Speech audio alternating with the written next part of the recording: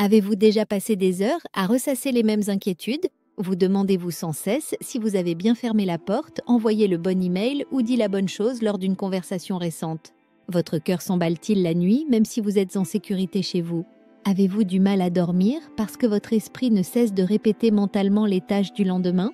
Si ces situations vous sont familières, vous n'êtes pas seul. L'anxiété est une émotion universelle. Un certain niveau d'inquiétude peut même être bénéfique, nous aidant à faire face aux défis du quotidien. Mais à quel moment l'anxiété cesse-t-elle d'être un signal d'alarme utile et devient-elle un trouble perturbant notre vie quotidienne, notre santé et notre bien-être? Dans cette émission, nous plongeons dans le monde des troubles anxieux. Pourquoi l'anxiété existe-t-elle? Comment peut-elle devenir envahissante? Comment la gérer au mieux? L'anxiété normale versus trouble anxieux, où est-ce la frontière? L'inquiétude n'est pas une mauvaise chose en soi. Elle est souvent une réaction naturelle aux événements stressants, une présentation importante au travail, le premier jour d'école d'un enfant, une situation incertaine. Un peu d'anxiété peut affiner notre vigilance, nous inciter à mieux planifier et parfois nous protéger d'un danger. Mais quand l'inquiétude devient-elle problématique? Lorsqu'elle est si fréquente et intense qu'elle interfère avec la vie quotidienne. Difficultés à se concentrer, insomnie, fatigue persistante, incapacité à déconnecter. Si cela vous parle, il est peut-être temps d'examiner l'ampleur de votre anxiété. Témoignage, le combat de Lucretia. Prenons l'exemple de Lucretia, une jeune professionnelle dynamique et ambitieuse. Toujours en quête de perfection, elle veut prouver qu'elle est proactive, même lorsqu'aucune mission ne lui est assignée. Une attitude qui lui réussit souvent, mais à quel prix? Quand la journée de travail se termine, elle ne parvient pas à se déconnecter. Des pensées incessantes envahissent son esprit.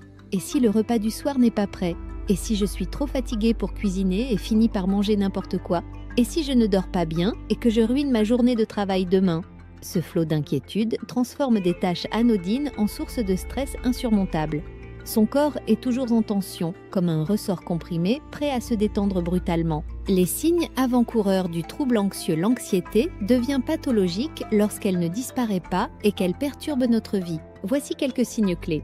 1. Inquiétude excessive, une tendance à s'inquiéter de tout, du travail aux relations personnelles, sans pouvoir contrôler ses pensées. 2. Manifestations physiques. Palpitations, respiration difficile, tensions musculaires, troubles digestifs. 3. Difficultés à se détendre. Même dans des moments de calme, l'esprit continue de réfléchir, générant fatigue et irritabilité. 4. Impact sur la vie quotidienne. Difficulté à accomplir des tâches simples, baisse de productivité, relations affectées. Le cerveau en mode alerte rouge. Pourquoi le cerveau ne parvient-il pas à se calmer? La réponse réside en partie dans une petite structure cérébrale appelée l'amygdale. Elle joue un rôle crucial dans l'identification des menaces. Chez certaines personnes, cette alarme interne devient hyperactive, percevant le moindre événement comme un danger imminent. Lorsque cela se produit, le cerveau diminue l'activité des zones régissant la logique et la maîtrise des émotions, renforçant ainsi le cycle de l'anxiété. Conséquence de l'anxiété sur le corps et l'esprit. 1. Anxiété persistante a un impact profond sur la santé. Troubles du sommeil, pensées incessantes, difficultés à s'endormir, réveil nocturne. Fatigue chronique, l'esprit toujours en alerte épuise le corps. Douleurs musculaires et tensions. Un corps constamment tendu peut provoquer douleurs et courbatures. Difficultés digestives, l'estomac en pâtit, provoquant nausées et troubles intestinaux. Comment gérer et réduire l'anxiété? 1. Respiration et relaxation. Techniques de respiration profonde, méditation et yoga aident à calmer le système nerveux. 2. Activité physique. Le sport libère des endorphines, hormones du bien-être. 3. Sommeil et alimentation. Une bonne hygiène de vie joue un rôle crucial. 4. Cognitive Behavioral Therapy, CBT.